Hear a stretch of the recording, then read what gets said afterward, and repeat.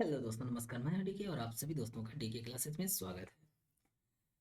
तो हम लोग ऑलरेडी बात कर चुके हैं question number 1 to 32। 1 to 32 questions के वीडियोस ऑलरेडी प्लेलिस्ट में रखे गए हैं। आप प्लेलिस्ट में विजिट करके वहाँ पर आपको एक मिल जाएगा आरआरबी एनटीपीसी साइंस 2024। वहाँ पर आप जाकर देख सकते हैं, उसमें कुछ ना कुछ आपको जरूर फायदा होगा। चलिए क्वेश्चन नंबर 33 देखते हैं।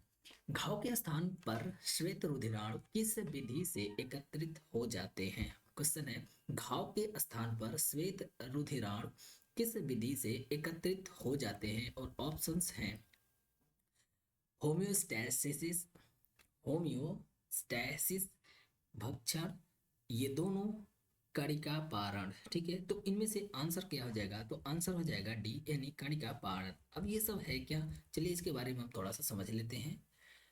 कणिका पारण यानी इसको हम कीमोटैक्सिस बोलते हैं। कीमोटैक्सिस एक ऐसी प्रक्रिया है जिसके माध्यम से श्वेत रुधिराणु घाव या संक्रमण के स्थान पर पहुंचते हैं।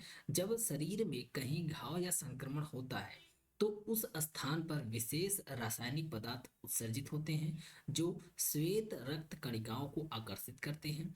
इन रासायनिक संकेतों के कारण श्वेत रक्त कणिकाएं घाव के स्थान की ओर बढ़ने लगती हैं और वहां एकत्रित होकर संक्रमण से लड़ती हैं। ठीक है, होम्योस्टैसिस क्या होता है?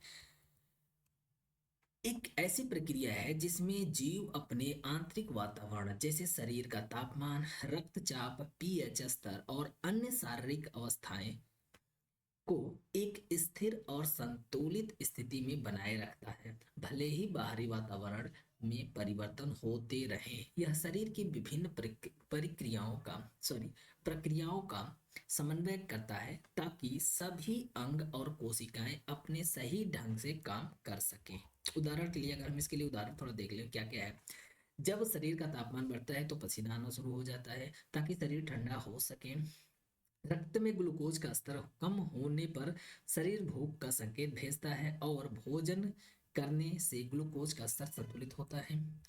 होम्योस्टैसिस बनाए रखने में तंत्रिका तंत्र और अंतःस्रावी तंत्र, एंडोक्राइन सिस्टम, मुख्य भूमिका निभाते हैं जो शरीर को बाहरी परिवर्तनों के अनुसार समायोजित करते हैं। ठीक है, मतलब वो एडजस्ट करते हैं।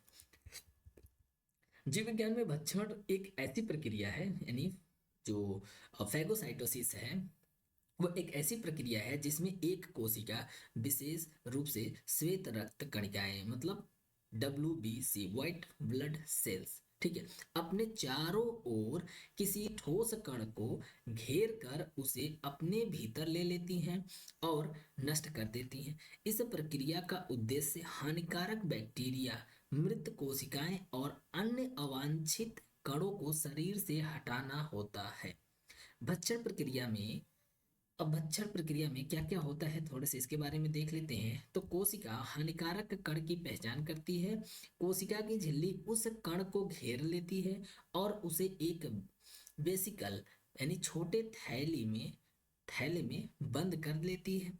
यह वेसिकल फिर लाइसोसोम से मिल जाता है जो एंजाइमों की मदद से उस कण को तोड़कर नष्ट कर देता है। एंजाइम का काम ही होता है, ओ सॉरी, लाइसोसोम का काम ही होता है क्या करना है, यानी कि चीजों को तोड़ना। ठीक है, ये भी एक तरीके से, यानी लाइसोसोम भी हमारे लिए क्या होता है, जो एक तरीके से इम्यूनिटी प्रोवाइड कराता है। ठीक है, भक्षण हमारे शरीर की प्रतिरक्षा प्रणाली का एक महत्वपूर्ण हिस्सा है जो संक्रमण से सुरक्षा प्रदान करता है। तो भक्षण को हम इस तरीके से समझ सकते हैं और नेक्स्ट क्वेश्चन को हम नेक्स्ट वीडियो में देखेंगे। तब तक के लिए धन्यवाद।